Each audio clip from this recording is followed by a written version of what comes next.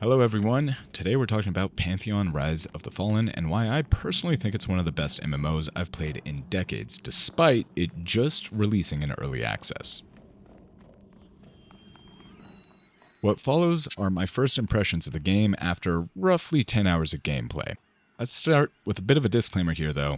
This game is in early access, which means it's still very much in development.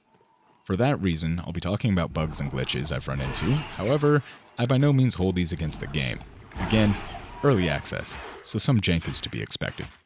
Now, let's jump into the meat of this. Like every MMO under the sun, you start by choosing a server and then building a character.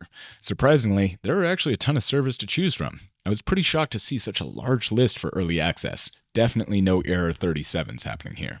Nobody's fucking playing Diablo 3! Because you got your servers down, the servers are down, and every time I try to log in, all I get is fucking error 37, error 37, I keep trying to log in and I get error 37! Pantheon has 6 playable races right now. Human, Ogre, Elf, Darkmere, Dwarf, and Halfling, as well as 12 classes to choose from. Cleric, Dire Lord, Enchanter, Monk, Necromancer, Paladin, Ranger, Rogue, Shaman, Summoner, Wizard, and Warrior. However, not all classes are playable by all races, and while that's relatively commonplace in most MMOs, Pantheon quickly starts to distinguish itself here from other modern MMOs because choosing different races and class combinations changes where you spawn into the world of Pantheon, much like EverQuest of old. Not everyone starts in the same place altogether. Currently, the character creation options are limited to basically just hair, hair color, potential facial hair and color, as well as gender, and there aren't really a lot of options for hair, but it's to be expected, again, early access. Though I'm usually pretty hard on games that don't have good character creation, but these minimal choices and the simplistic graphics call back to a time when that wasn't as important to me, and I just somehow am okay with it. In addition to physical customization, you can add some extra points to your attributes at this time. Your starting spread is determined by the race and whatever class you choose, so make sure you take some time to read over what each attribute score does and choose wisely. There's no changing these stats once you confirm without making a new character. Another quick disclaimer, there's going to be a lot of comparison of Pantheon to EverQuest in this review since Brad McQuaid, one of the co-creators of EverQuest, founded Visionary Realms and worked on Pantheon until he passed away in 2019. As soon as I entered Terminus, the swell of nostalgia began, and let me tell you, it still hasn't really subsided. Choosing to play as a Dire Lord, something akin to a Shadow Knight or a Dark Paladin, I spawned into a dimly lit cavern and was greeted with the fantastic old school style graphics that caught my eye when this game was brought to my attention by one of our loyal patrons. It's important to point out Pantheon's chosen graphic style because it's an interesting choice in 2024. This is not what many people would call a pretty game. It doesn't have particle effects or insane lighting, nor does it have high poly count models, but if that's all you care about in a game, then I suggest picking up Black Desert Online or Throne and Liberty. This game likely won't be for you.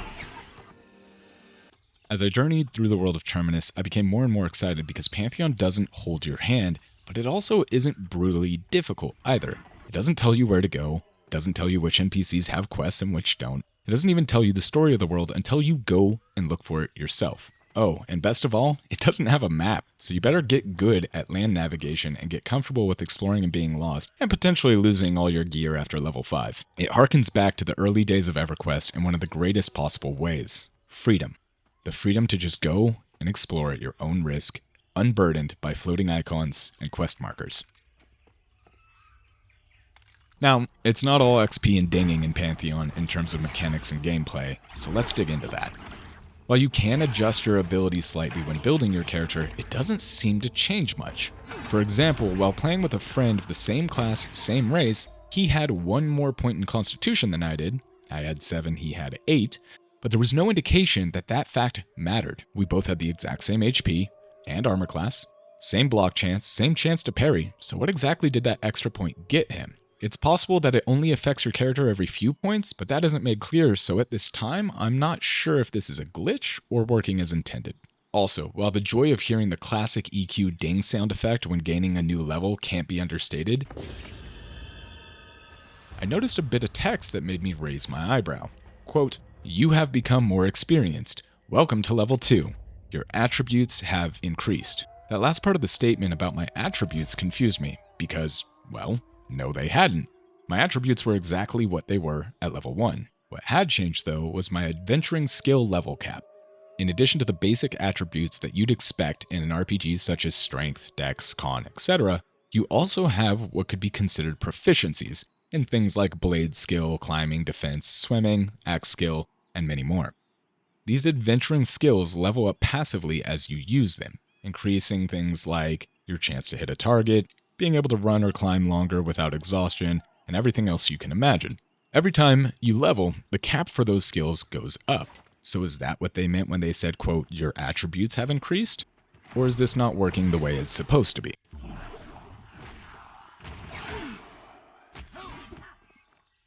Combat is tab-based targeting. In my opinion, the very best kind. And your attack speed is based on your class and your equipment. Pantheon, exactly like EverQuest and other MMOs, auto-attacks for you, and you navigate 3 skill bars with active skills. The controls for these skill bars took some getting used to. Navigating between the number keys, Shift plus the number, or Alt plus the number, was strange at first, but after about an hour or so of gameplay, it was fine. Your skills are spread across these bars based on what they consume, and at this time, there's no way to mix and match. If it's this skill, it goes in this hotbar. If it's that skill, it goes in that hotbar. Again, early access, so we'll see how this system develops, but personally, I kind of like it, but I'm not sold on it 100% one way or the other. You die very easily in Pantheon if you don't play smart, and one very important thing to know is how to regard enemies. No creature in this game has a level indicator next to their head, and don't be fooled into thinking you can kill everything with no problem, or just because you killed one version of that monster means you'll be able to kill another. Targeting a creature and using the C key will regard the target and tell you your odds of winning a fight against it, as well as whether or not it's hostile. No, I don't mean it gives you their HP and their level, I mean actual text says, yeah, maybe don't fight this one. The color of the text will also help clue you in on how hard the monster is. Blue means you'll probably have the upper hand, white is it's an even fight and could go either way, yellow means you'll probably lose unless you have help or decent gear, and red, I direct you back to my previous statement. Maybe don't.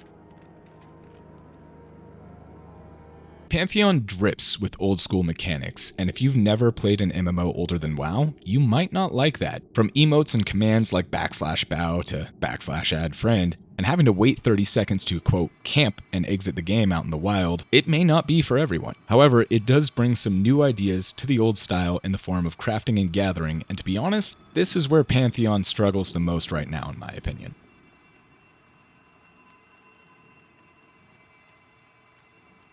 To put it flatly, gathering points in Pantheon are globally available, meaning if you see a node you want to gather and someone beats you to it, well, sorry, better luck next time. While I don't inherently think this is a bad idea, the scarcity of the nodes makes trying to find resources quite the burden. I think it took about an hour for me to gather the materials needed to make one new hatchet. I'm not opposed to working and grinding for progression, but I think this could be balanced a bit better. But again, early access, this is all subject to change.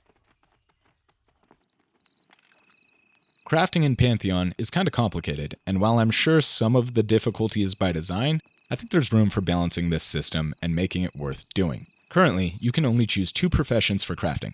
I chose weapon and armor smithing. As a dire lord, just kind of made sense. Unless you're really a fan of the process, crafting doesn't seem worth it currently. I had to buy multiple recipes that all cost over 1 silver each, and while that doesn't sound like much, after buying what I needed to make new gathering tools, a new hand axe, and the ability to smelt the bars themselves, I'd spent nearly enough to just buy a new weapon from one of the merchants. Don't get me wrong, gear in this game isn't cheap. Trainee gear, which is the lowest purchasable tier, is about 15 silver pieces per piece of equipment. So yes, crafting is cheaper, but the time sink to get the materials and actually make it almost don't seem worth it. On top of this, you have to level your crafting skills, much like adventuring skills, to be able to make more complicated gear, which makes sense. Unfortunately, I can't figure out how to increase the cap on crafting skills. I've currently maxed my blacksmithing and smelting skills, and the caps don't seem to increase when you level up. On the other hand, your gathering skills seem to increase when you replace your tools with better ones, and there is a slot for a crafting tool, which looks like a hammer, but I can't find any sign of where to buy or how to build said crafting tool. I suppose it's possible it's not implemented yet, But why implement a system of progression if you can't progress? Even for an early access release, this feels kinda wrong. Here's the bottom line. I can't objectively say whether or not Pantheon is a good game. As a 33-year-old man that gets an overwhelming sense of nostalgia that takes him back to the early 2000s when things were simple, the world didn't seem like it was on fire, and I didn't have anywhere near the level of stress and complexity in my life as I do now, I think this is a fantastic groundwork for something amazing. That doesn't necessarily mean you'll feel that too. I connect with this game on a deep level, and it really feels like a lot of the community in Pantheon does as well. People are friendly, willing to help and answer questions. So far, it's been a great place to play. Honestly, this is the best community I've seen in an MMO since Final Fantasy XIV. That said, Pantheon does have some bugs. Like I said at the beginning, I'll mention them here, but I personally don't care about them because I know the team will fix them. It's really just a matter of time.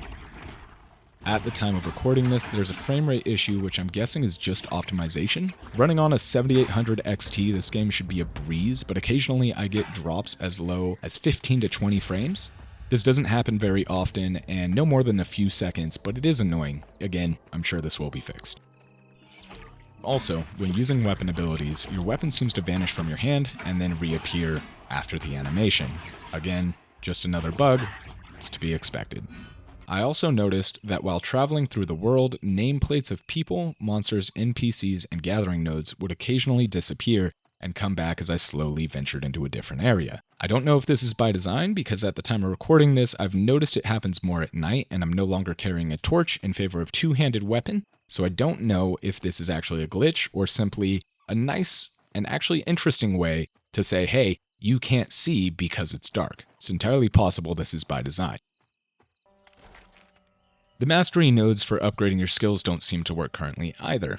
As you level up, you also gain mastery nodes, which can be used to enhance your active skills, though this system doesn't seem to be functioning properly at the time of this review.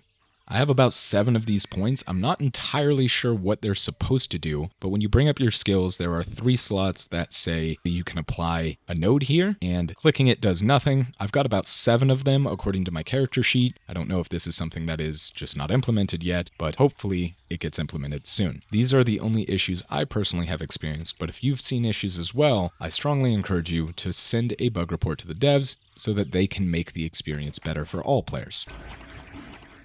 That being said, what Pantheon does right is rekindle my love for a genre that has gotten so stagnant and repetitive that we've had to take a step back in time to make it feel fresh and new and fun again.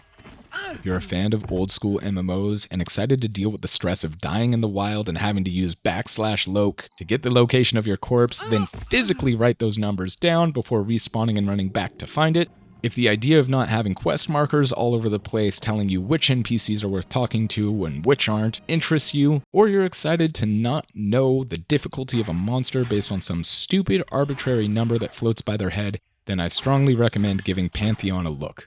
It's currently only $40 on Steam. Again, it is in early access, but I've played worse full-released 1.0 games for more than this. Here's looking at you, Dragon Age Veilguard. Thanks for checking out my first impressions of Pantheon Rise of the Fallen, and I'll see you all on Terminus.